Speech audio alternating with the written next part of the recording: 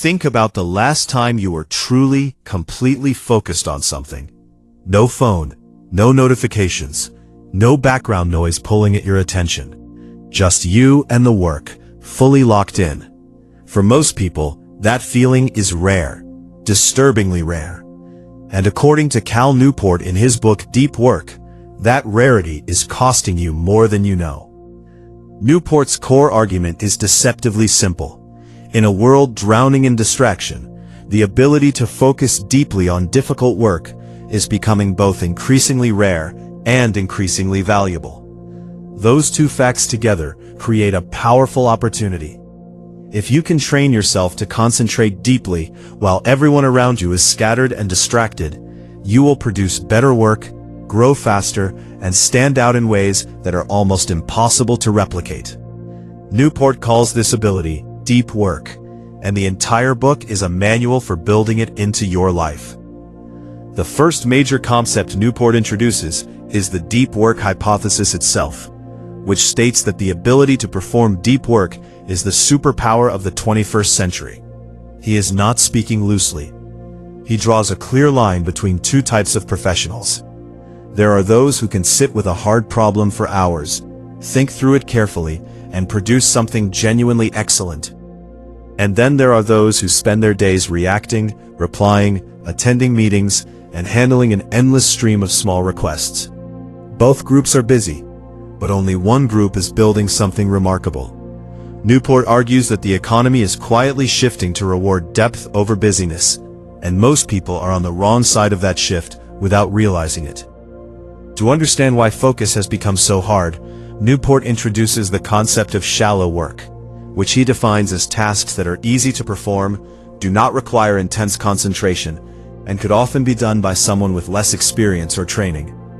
Answering emails, attending routine check-ins, scrolling through feeds, responding to messages in real time. These activities feel productive because they create movement. Something is always happening. But Newport is clear. Movement is not the same as progress. When your entire workday is filled with shallow tasks, you are essentially spinning your wheels at high speed while staying in the same place. The tragedy is that shallow work is addictive because it provides constant feedback, constant stimulation, and the comforting feeling of being needed. Deep work, by contrast, is uncomfortable at first. It asks you to sit with difficulty, to resist the urge to check something, and to push through the frustration that comes before a breakthrough. One of the most important and scientifically grounded ideas in the book is what Newport calls attention residue. This concept comes from research by organizational psychologist Sophie Leroy, who discovered something deeply unsettling about how our brains handle task switching. When you move from one task to another, your attention does not move cleanly with you. A residue of thought, a kind of mental echo, lingers on the previous task and continues processing in the background. So when you check your messages for a few minutes and then return to writing a report or solving a complex problem, you are not returning with full cognitive power. You are working with a compromised mind, one that is still partly occupied elsewhere. This is why a 2-minute distraction can derail 30 minutes of focused thinking. Newport uses this insight to argue that protecting long, uninterrupted blocks of time is not a luxury. It is a cognitive necessity if you want to produce your best work. Newport then moves into one of the book's most practical sections when he outlines what he calls the 4 depth philosophies, 4 different ways people can structure their lives to make room for deep work depending on their circumstances. The monastic philosophy involves cutting off almost all shallow obligations entirely, like the writer who deletes his email account and refuses most outside requests so that his entire professional life becomes a container for deep work. This works for a rare few.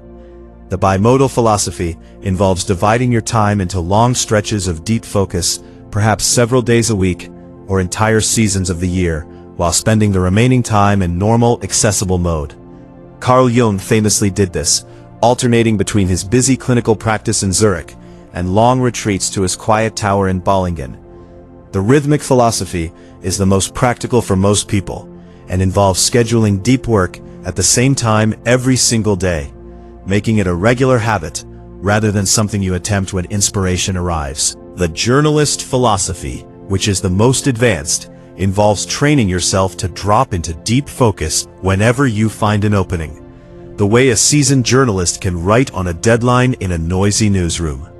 Newport is honest that this last approach takes years of practice to develop. He recommends most people start with the rhythmic philosophy because the routine removes the need for willpower. When deep work happens at the same time every morning before the rest of the world wakes up, you stop having to decide whether to do it. You simply do it. Another concept Newport explores with surprising depth is the idea of grand gestures, the practice of making a dramatic change to your environment or circumstances to signal to your brain that something important is about to happen. J.K. Rowling, who was struggling to finish the final Harry Potter book, checked into a luxury hotel in Edinburgh to write without the distractions of home.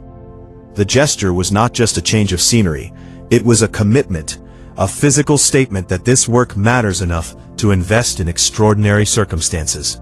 Newport argues that you do not need to book a 5-star hotel. But the principle holds. Sometimes changing your physical space, setting aside specific equipment, or making a small financial investment in a focused environment dramatically increases the quality and depth of work that follows. Newport then addresses something that most productivity advice completely ignores, and he calls it the discipline of boredom.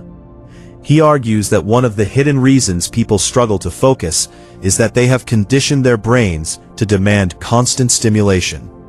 Every moment of waiting, every quiet commute, every pause between tasks gets filled immediately with a phone, a podcast, a quick scroll.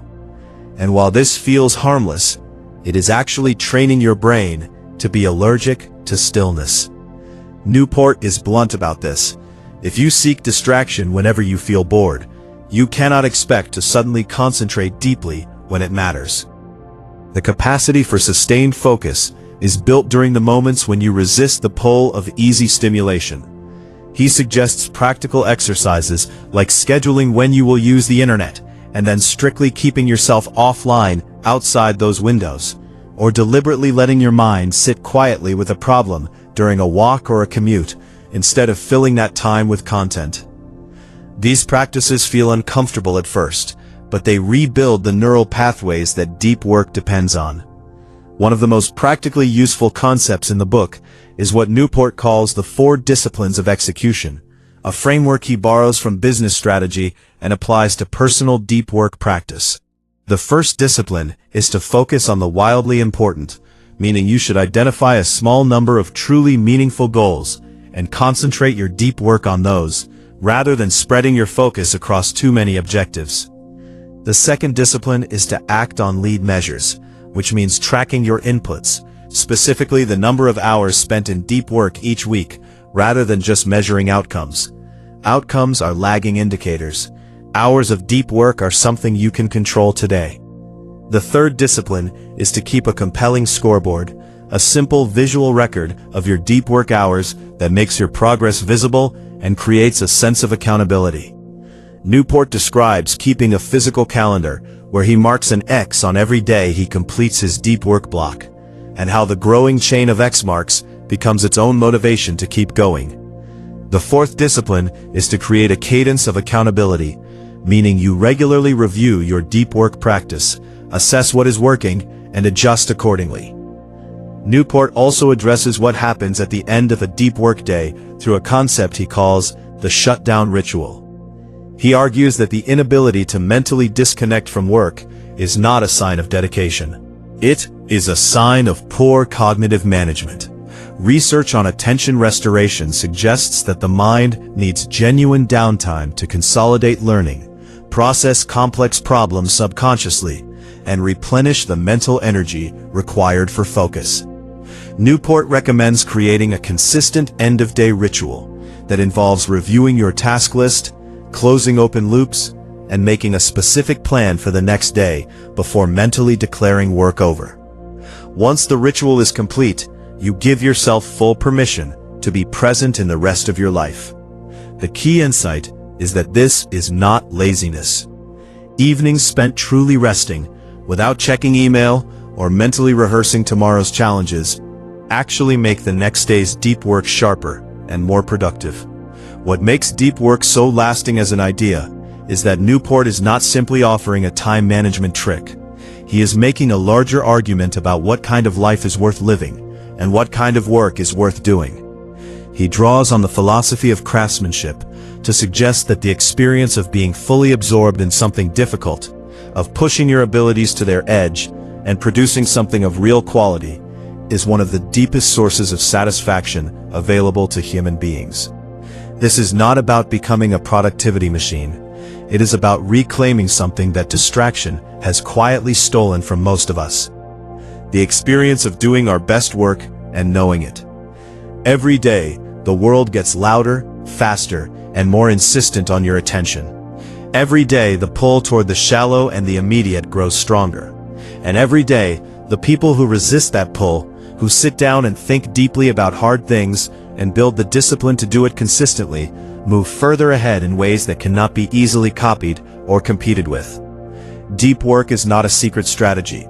It is an ancient human capacity that the modern world is doing everything in its power to destroy. Newport's book is a reminder that you still have a choice about whether you let it.